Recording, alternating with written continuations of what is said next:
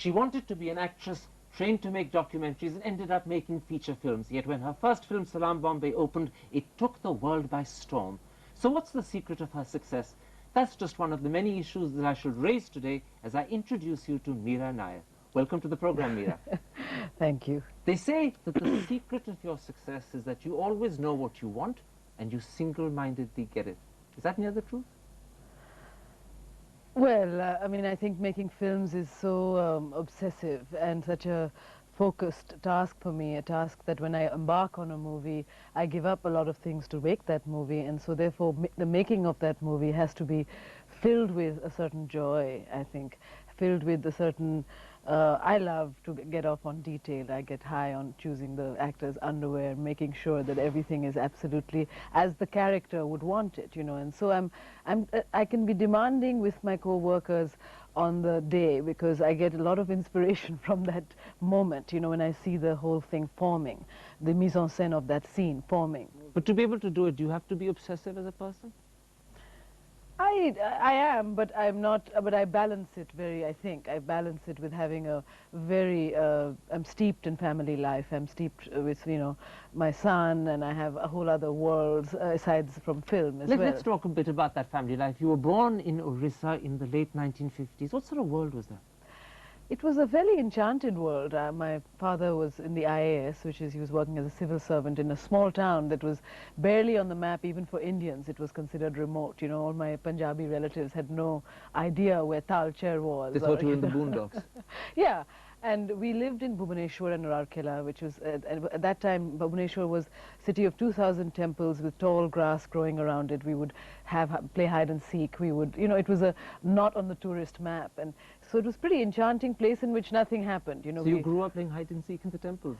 Well, that is an exotic way of putting it. We must have done that a few times. But basically, it was that I was left to the resources of my own imagination and a really strong family life with my two older brothers. So it was sort of cricket and reading and keeping journals. And I was a great follower of Yatra, of the traditional folk theatre that used to travel through Orissa. And I would go often in the middle of the night and see, you know, the Jatra, Prahlad Natak, and different kinds of, you know, incredible traveling mythological theatre. They said that you were a headstrong child, even a tomboy. Do you recognize yourself in that? I think if a tomboy is to exercise your spirit, then yes, I am a tomboy. And a bit of a pugly as well, your brother says. Not a bit of, you know, I'm a seriously mad person. Tell me, how much of this energy and how much of this desire to live life to the full comes from your mother, who seems to be quite a remarkable person in her own right? I don't know where energy comes from, but certainly, you know, to be marinated in love, as I am, helps me enormously. Were you spoiled as a child? I don't think so. When you have two older brothers, you know, you're hardly spoiled. You know, you're sort of the butt of many, many jokes. And it's a nice humbling. There was no room for pretension in my home. So it was a close-knit family? Fairly close-knit and dysfunctional in its own sense. But Mum was the big influence? No, you know, everybody is an influence, but my mother certainly, you know, as you know, we have grown, we have become much more friends than parents, and it's extraordinary how she has taken her map of her journey in her life, which has not always been easy, and converted it into a kind of wisdom which really emanates from her. In those old days, way back when you were still young in Orissa, how much... I am still young now, Mr. Karan. But thanks. But in those days, how much of school and how much of the normal activities and discipline did you imbibe, and how much of it was just you being a rebel? No, you know, I'm not a rebel in that sort of deep sense, but I am anti-authority. I think if people clamp down and don't create an environment in which the mind can be allowed to dream and imagine and then express oneself, that is what I would rebel against. I don't rebel against anything per se. You rebelled against school, though, didn't you? I mean, you were doing extremely well, and that, in a sense, irritated you because you think you didn't deserve to do so. Well, I had, you know, I grew up in Orissa, where the school was pretty decent until I came to Delhi, where I spent 2 years in Loreto Convent, in which the schools were far superior to the local school in Orissa. And when I returned from Delhi, it was not that simple to sort of, you can't go home again, like Dylan says, you know. The challenge had gone. The challenge had gone, and I already had tasted something far more more challenging and far more multifaceted, you know, so I couldn't return to sort of nuns in haldi habits, you know, telling me that I must write, you know, good essays in order to get through life so I could get married very quickly. That was not what I thought education was. And therefore, you know, I certainly strived for... That's in fact when you took your education in your own hands, didn't you? And you decided this was not for me. You're going to get that story out of me, aren't you, Karan? Yeah, well, basically I created sort of a fait accompli for my family, who you know, secretly wrote to the nuns and got myself admitted to Tara Hall, and in the middle of the school year, and sort of had created a body of evidence on the other side. It's at Joseph Convent in Bhubaneswar, which indicated that these people, you know, were not really educating me. You know, everything that I had written, they would always sign with top marks because they knew it was me, and often I was writing gibberish just to test them. So it was just a way of having my parents see the light to send me away. And did they? Yes, they did. They did. I went to Tara Hall for 3 years. I really had an amazing time. After Tara Hall came Miranda House in Delhi, and I gather that's when your love for acting first began to manifest itself. Not really. I felt very intuitively comfortable on stage in Tara Hall. You know, I always played the man, and Naina Lal and I always played, you know, the male people, and then the females were, and because I had this deeper voice than most of the soprano girls around me.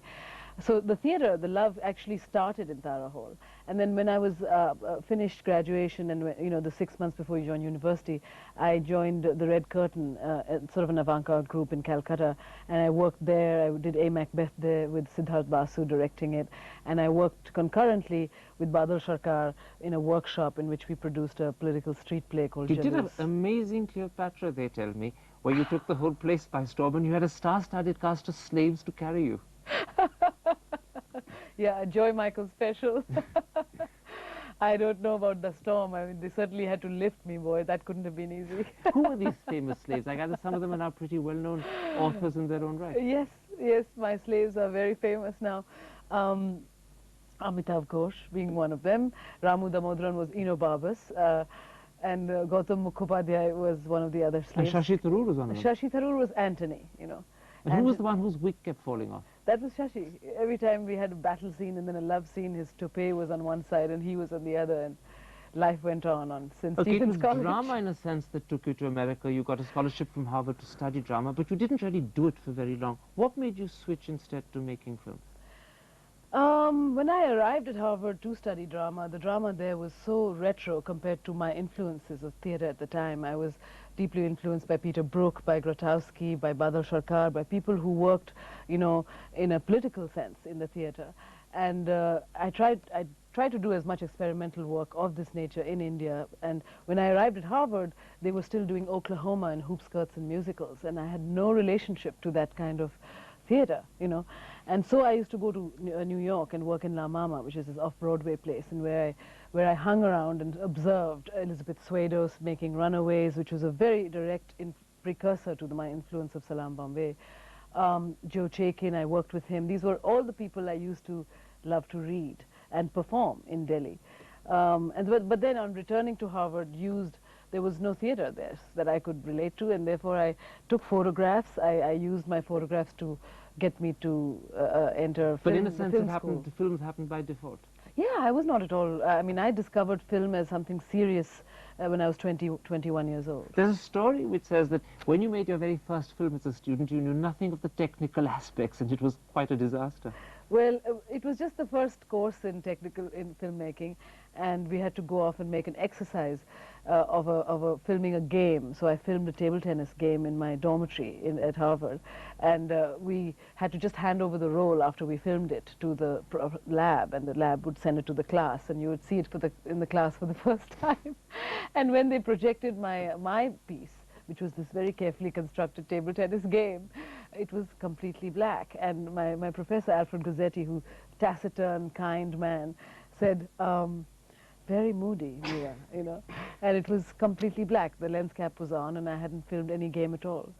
So it is kind of remarkable, the intimidation of the technique, you know. But how you got over that. You went on to make some amazing documentaries. Some would say the best known is India Cabaret. What was it about? It's an intriguing title. India Cabaret is a film, a cinema verite film, which is about the line that is divides women, good women in our society from those who are considered improper, told from the point of view of those who are considered outside good society, in this case strippers. So I lived with Rekha and Rosie, these two strippers in a Actually lived with them in their I home? lived with them in their home for a couple of months and then had a flat in a chawl in Bandra for the other 2 months when my sound recorder. Why did you do that? Did you feel it important to empathize with their life, or was this just a way of understanding it? It's not about, you know, it's if you want to speak about, if you really want to capture the sort of extraordinariness of ordinary life, and which is through characters who exist and who lead this life of being a stripper on the one hand, saving money for the dowry for your sister's wedding, into which you will never be invited because you are a stripper, that dilemma, you know, and to look at the sort of eternal triangle, Indian style, of the women who have to use their bodies in this way, whatever way, to make a living, and the man who comes often to their club, and the wife who stays home. And to understand all of that, you had to be a part of it. Well, if you are making cinema verite films, which mean cinema about truth, then you film so-called truth, even though you can't pretend it's fully truth because you are there with the camera, but you are as unmanipulative as possible. So in order to have that kind of film mean anything, you have to live that life yourself and be there. It won you in '85 the American Film Festival Award, and yet just a couple of years later you gave up documentary making and switched to feature films.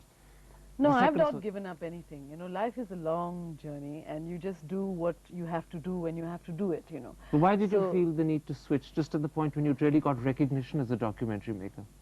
Was it a question of the challenge going out? It was a huge struggle, such a struggle to make documentary films, but even more of a struggle to find an audience for them.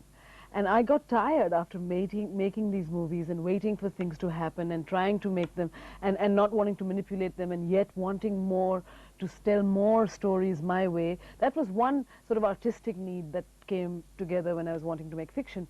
But beyond that, what was really disillusioning about making these kinds of documentaries that I made at the time was the lack of an audience, you know. So I had to literally have it under my arm and go and say, anybody in Baroda want to see my movie? Here I am, I'll come, I'll talk to you. You know, anybody in St. Xavier, you know, I would go anywhere, any union, any women's group, to see my movie, because television would never show my films then, you know. So, and then I would sell them to television all over the world, but that's like selling them to a void. You have no clue who sees it, what it feels like. Yeah. So movies were in a search for a more ready, a more easy audience, one that was more willing to watch.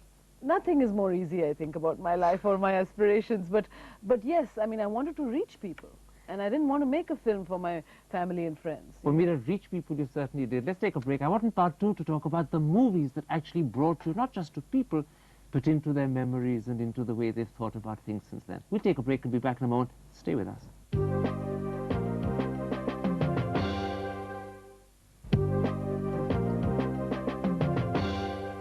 Welcome back. My guest is Mira Nair. Mira, let's talk a little about Salaam Bombay. Even though it's the first movie we made, it remains the best known.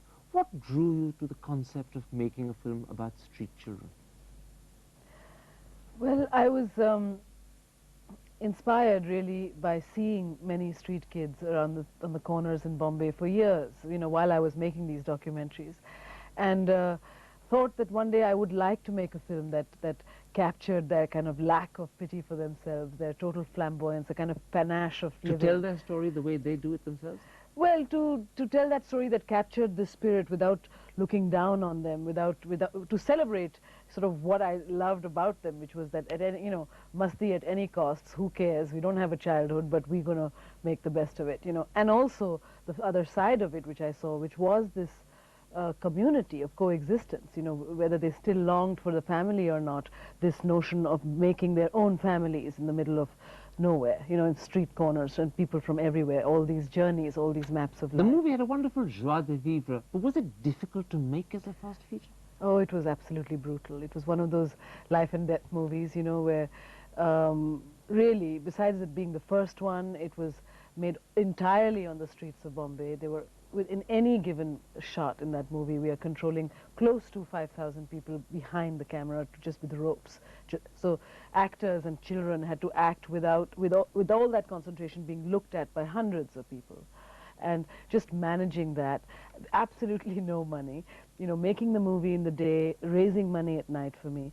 And the utter loneliness on that level for me was incredibly brutal. The movie, in a sense, was made by the response it got at Cannes. Take me to that night when it was screened for the first time. What happened? It was the closing night of the Old Palais, which was this great place that the building was going to be torn down. It was the last film that was going to be shown there. So Pierre-Henri Delot, the organizer of the Cannes, the director's fortnight, invited every director in the world who had had his movies ever shown in the Old Palais. So before the movie, 30 directors from the world, you know, from Kurosawa to, you know, Wim Wenders to, you know, Solanas to whoever was there in Cannes, you know, who had their movies in front there. of all of them, it was screened for the first time. Yeah, well, they were first brought on, and then I was brought on as the sort of youngest baby of the Cannes, because as it happened, I happened to be the youngest director who'd ever been shown or something, some fantastic showbiz calculation that they did. Anyway, so then my crew and cast and everybody who had come was brought on, and we then showed the movie. And for the first time, I had ever seen it with subtitles. We just finished it 24 hours before that. And it was like... it got a 30-minute ovation. It got a 30... I mean, this ovation never ended, and I just began to almost, you know, get claustrophobic, and I ran out of the theatre, and they had closed the doors of the foyer, and they had just everybody poured out into the foyer, and they just kept going. And I just had to cry. And I gather it got sold in 6 hours flat. Yeah. We were so poor when we arrived in Cannes.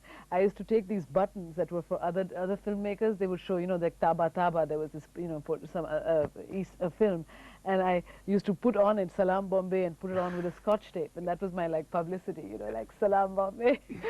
Now, as I look at your films, whether it's Salam Bombay, Mississippi Masala, or My Own Country, there seems a sort of thread that runs through them. In a way, they're about people who live, how shall I put it, on the fringes of society, who are marginal to the mainstream. Is that just a coincidence, or are you naturally drawn to such people and their stories? I don't think about it beforehand, but in hindsight, you know, certainly it is true that there would be this theme, but that is not, I'm not somebody who's... It's not conscious. You know, it's not a journey I know already that I'm trying to tick off. You know, in other words, it's not a political position you're taking. No, I'm drawn to make films from the ideas I have, and yes, when you look at them in retrospect, it happens to be about such and such person who is marginal, whether it be a stripper or street on the, you know, a kid on the street. But I guess it may be because I really am inspired by people who are you know, who are marginal, who are living on the edge, and that can be metaphorical too, somebody who is on the edge of a certain kind of poverty but refuses to be in the poverty of spirit, you know. People who have an appetite for life despite all odds. That's why I was drawn to... big studios don't ever pick up on. Is that why you remain obstinately an independent filmmaker?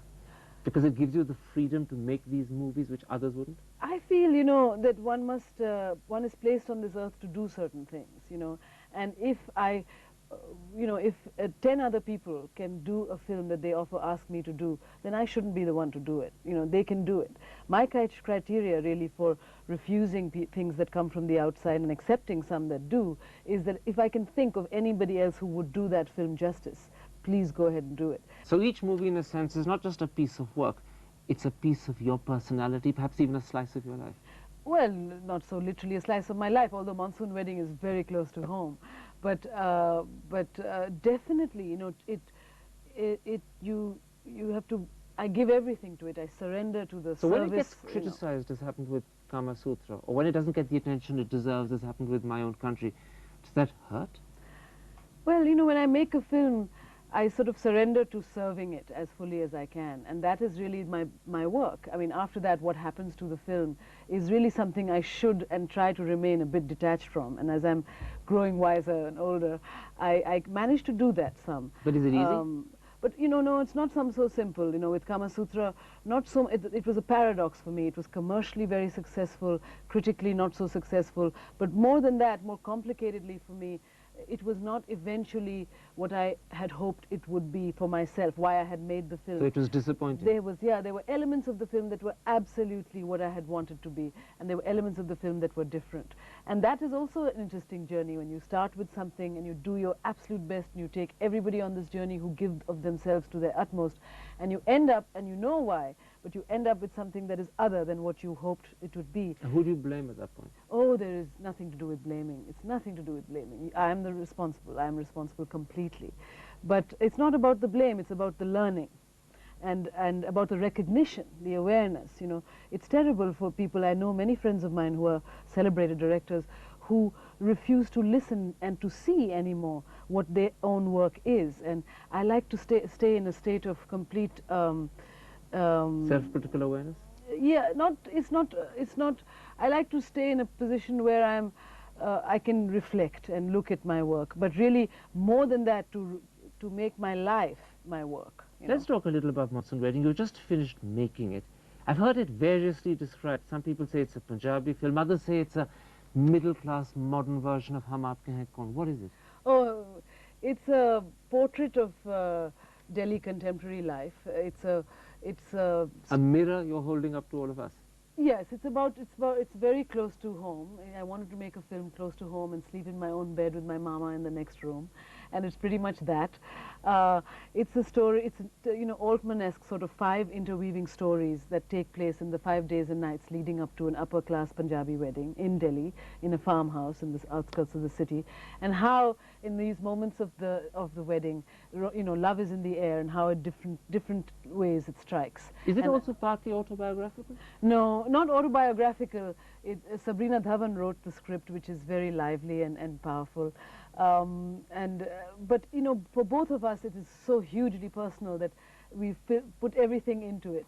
So my whole family, from my brother's car to my nephew who's playing a large role, to my grandmother's jewelry, to all our paintings and all our furniture. In that sense, everything is in the movie. It's really close to home in that weird level. Does it worry you that when you make a movie that in a sense is a mirror being held up to Delhi Punjabi society, you might actually offend people, that you may show them things they don't want to recognize? It's not done with that in mind. It's done with a certain amount of irreverence, but the irreverence is born out of love and knowledge and belonging within it. It's really told from the point of view of insider. And then after Monsoon Wedding, you mentioned that you've got a movie lined up with Susan Sarandon. Briefly, because we're out of time, what's that about? It's a wonderful script by Alice Arlen called A Mother's Recompense. It takes place in the 40s, just before the World War, in the French Riviera and in New York, aristocracy. Edith Wharton novel with Susan Sarandon and Johnny Depp. That's a bit of a departure for you, this sort of film, isn't it? Again, I'm drawn to matters of the heart, and it is an anguish tale of the heart of a mother who is in love with the same man that her daughter is in love with, and the mother's recompense. Mira Nair, those are 2 movies I'm sure many people will look forward to seeing. Good luck. Thank you. Thank you very much indeed. Thank you, Karan.